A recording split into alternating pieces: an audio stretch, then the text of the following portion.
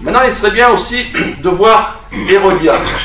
Hérodias, donc, qui vivait dans l'adultère avec Hérode, elle aussi, elle a dû entendre parler de lui. N'importe comment, tout le peuple d'Israël avait entendu parler de Jean-Baptiste, sa renommée était extraordinaire.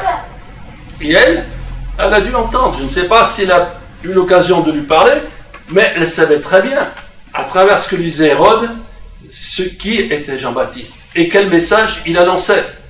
Il avait elle aussi la possibilité de changer d'existence. Voilà cette femme qui était cruelle, méchante, et qui a vraiment un esprit méchant qui était sur elle. Et elle aurait pu dire, après tout, ouais, je reconnais que je suis méchante quand même, et que je veux tuer Jean-Baptiste. Elle aurait pu le dire. Elle aurait pu dire à Jean-Baptiste, eh bien, prie pour moi, que je sois délivré de cet esprit méchant et cruel. Elle ne l'a pas fait. Elle aussi, elle a eu sa chance. Parce qu'elle a été au courant du message de la grâce de Dieu. Voilà une occasion perdue. Et là, je parle encore de Hérode. Il a eu donc 1 an et quelques, la période où Jean-Baptiste était en prison, pour se décider. Et il était là, dans la situation, Hérode un peu, dans la Bible, comme on parle de Pilate et de Félix. Pilate, c'était pareil. Pilate, il savait que Jésus était innocent. Sa femme lui a dit qu'elle a eu en charge, qu'il ne fallait pas qu'elle livre Jésus, mais il a quand même livré Jésus. Parce qu'il était tiraillé entre le pouvoir et de plaire aux Juifs, et il savait pourtant que Jésus était innocent. On prend aussi l'exemple de Félix dans la Bible. Paul a eu l'occasion de témoigner à Félix, et cet homme, il allait le voir souvent aussi. Peut-être qu'il trouvait que c'était bien, mais il ne s'est pas décidé. Voilà, des cœurs partagés, et si votre cœur est partagé aujourd'hui, eh bien, je vous invite à le donner entièrement au Seigneur. Ça ne sert à rien d'attendre, le temps passe. Vous voyez, par exemple, pour Hérode, il n'aurait jamais pensé qu'on lui demande de décapiter Jean-Baptiste, bien qu'il ne l'aimait pas. Il a été pris au piège. Et parfois, Dieu nous donne un temps où nous avons la possibilité d'entendre la parole de Dieu, de réfléchir, de prendre des décisions. Mais après, les circonstances, elles changent et il n'y a plus de possibilité.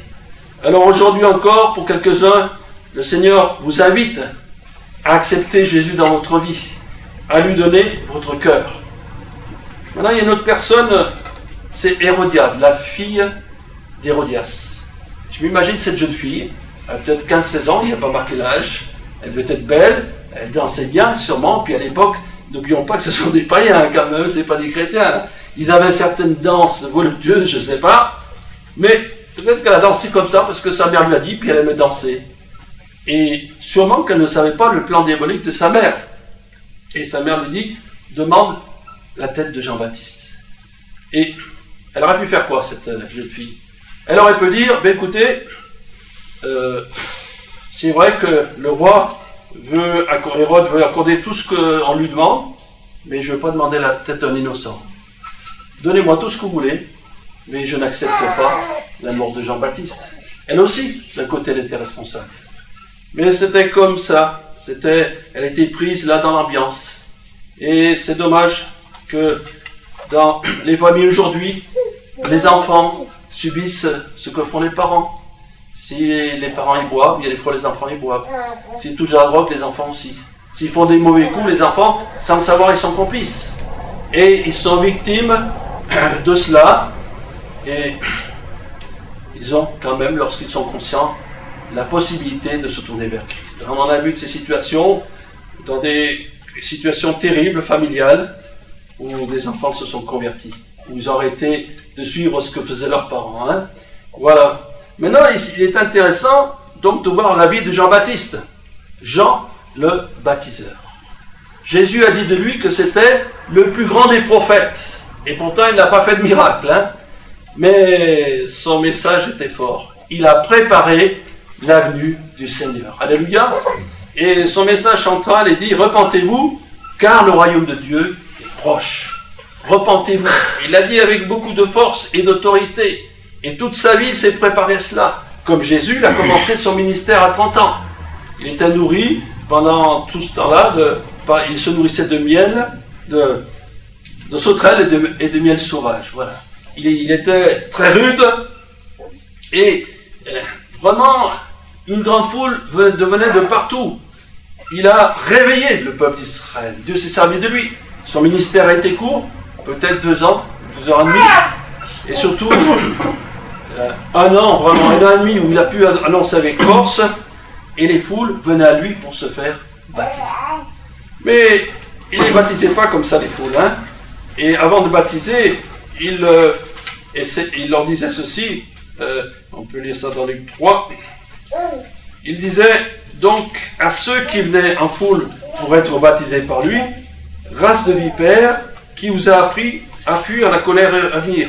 Produisez donc des fruits dignes de la repentance et ne vous mettez pas à dire en vous-même, nous avons Abraham pour père. Voilà, repentez-vous et produisez des fruits dignes de la repentance. Le message n'a pas changé. Aujourd'hui, le Seigneur nous dit de nous repentir. Repentir, c'est pas simplement regretter notre péché. Mais repentir, c'est faire demi-tour. C'est changer complètement. Et de dire, j'ai eu cette vie jusqu'à présent. Cette vie de misère. Un peu comme je parle de ces peuples qui sont asservis, qui sont dans la pauvreté, etc. Dans la médiocrité, dans la souffrance. Eh bien maintenant, Seigneur, tu changes ma vie. Maintenant, tu me diriges dans une autre direction. Seigneur, je désire que aujourd'hui ma vie soit changée. Quelque chose de vrai, de fort, de puissant. Hein? Voilà ce qu'il faut dans un cœur. On peut entendre la parole de Dieu, mais après il faut réagir. Il faut se décider. Et je parlais donc de ceux qui sont morts à cause de leur foi, comme Jean-Baptiste. On peut parler aussi d'Étienne. Étienne qui lui accomplissait des prodiges et des miracles, et certains lui ont donné de mauvais témoignages, et le Sanhédrin s'est pris contre lui, il a été lapidé.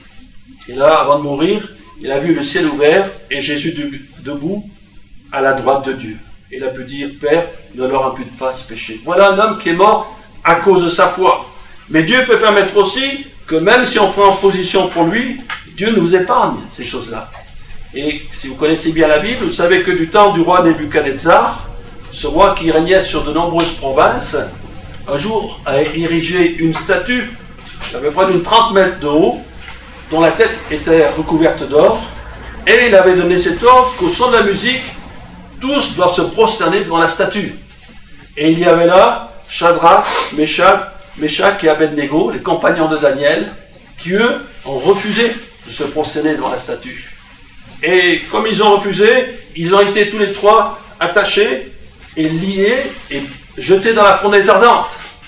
Et gloire à Dieu, ils sont ressortis sans être brûlés, les liens étaient coupés, et même Nebuchadnezzar, le roi, est étonné, et il a vu un 4e personnage. C'est pas décrit qui c'est peut-être un ange, il a dit qu'il est semblable à un fils de Dieu. Voilà des hommes qui ont le courage de dire non, nous avons un Dieu, nous adorons notre Dieu, et nous n'adorerons pas ton Dieu au roi, même si nous laissons notre vie. Et là, ce texte nous montre qu'il faut prendre position pour Christ, même si ça nous en coûte. Peut-être le Seigneur évitera les épreuves, cher ami, n'aie pas honte de Jésus-Christ. Même si autour de toi, il y a peut-être de l'opposition, ce qui compte, c'est ta position. Reste ferme dans la foi que Dieu met dans ton cœur. Car tu entends la parole, tu sais ces choses, mais tu as la difficulté à t'engager, et tout est possible. Tout est possible quand tu réalises ce que le Seigneur a préparé pour toi. Quand tu comprends que Dieu a préparé de grandes choses et que la vie avec le Seigneur est incomparable avec la vie sans le Seigneur. Aujourd'hui, tu as la possibilité de venir à Christ. Donc Jean-Baptiste annonçait ce message: repentez-vous, car le royaume de Dieu est proche. Il est proche, le royaume de Dieu. D'abord, il est proche de nous, dans ce sens que si j'ouvre mon cœur, le Seigneur va venir dans ma vie, et il est proche, parce que Jésus revient bientôt, il est proche Parce que je ne sais pas, un jour, ou dans une heure, dans un jour, si je serai toujours ici-bas. Si Dieu m'a gardé encore le souffle de vie. Et c'est toujours important, toujours de considérer maintenant Jésus-Christ. Jésus-Christ qui lui aussi est mort en martyr. Il a été frappé, couronné d'épines. Il aurait pu demander des légions d'anges et tous ceux qui voulaient l'arrêter seraient tombés. Mais volontairement, par amour pour nous. Il a accepté la croix, les moqueries, ses mains et ses pieds ont été percés. Il est dit que le châtiment qui nous donne la paix est tombé sur lui et par ses meurtrissures, nous sommes guéris. Jésus, cher ami, est mort pour toi. Il a donné sa vie. Alors, comme nous chantons un cantique, que feras-tu de Jésus, hein? Voilà, Jésus est celui qui vraiment t'introduira dans la vie nouvelle. Donc Jean-Baptiste, il a préparé l'avenue de Jésus, et Jésus, lui, il a continué ce ministère, et aujourd'hui encore, partout dans le monde, la bonne nouvelle de l'amour de Dieu, de la grâce de Dieu est annoncée. Dans tous les pays, qu'ils soient en conflit ou qu'ils soient en paix, la bonne nouvelle est annoncée. La bonne nouvelle que Dieu nous aime, mais cet amour ne peut pas vraiment agir en nous tant que nous restons dans notre position et que notre cœur est fermé à la grâce de Dieu. Alors, ce qui est important, c'est d'ouvrir son cœur et dire, Seigneur, je suis long peut-être à me décider, mais maintenant je réalise qu'il est temps, parce que les temps sont courts, qu'il est temps que je dise oui. Et même si j'hésite, je vais dire un petit oui au Seigneur tout seul. Oui, Jésus. Peut-être personne ne m'entendra, mais je vais le dire. Parce que tant qu'on ne fait pas ça, eh bien notre vie reste la même. Nous restons dans nos péchés, notre misère, notre maladie, notre souffrance. Il est nécessaire pour que Dieu agisse pleinement, que nous nous engagions, que tu t'engages dans les voies du Seigneur. Et que tu laisses de côté tes faux raisonnements. La Bible parle des faux raisonnements. Là, Hérode, il a eu des faux raisonnements.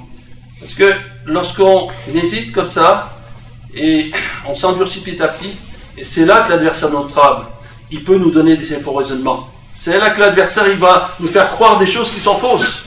Quand on se ferme à la grâce de Dieu. Alors c'est important d'ouvrir son cœur et de dire, Seigneur Jésus, aujourd'hui, eh bien je m'engage avec toi.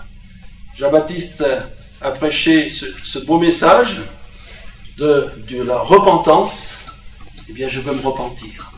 Je veux accepter, Seigneur, que j'ai fait des choses qu'il ne fallait pas. Je réalise le péché, ma misère. Je réalise vraiment que je suis faible parfois. Que mon attitude ne te plaît pas. Mais par ta grâce et ton amour, Seigneur, tu peux changer tout cela. Alors aujourd'hui, je dis oui, Seigneur Jésus. Viens dans ma vie.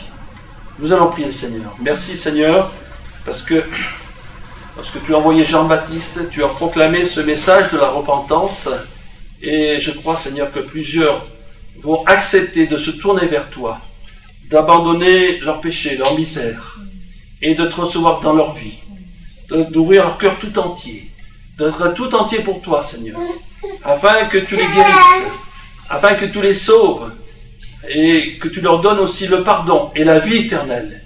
Merci, Seigneur, que de continuer à agir dans les cœurs, par ton Saint-Esprit. Glorifie-toi, Seigneur. Accomplis de grandes choses dans les vies. Pour le saint nom de Jésus. Amen.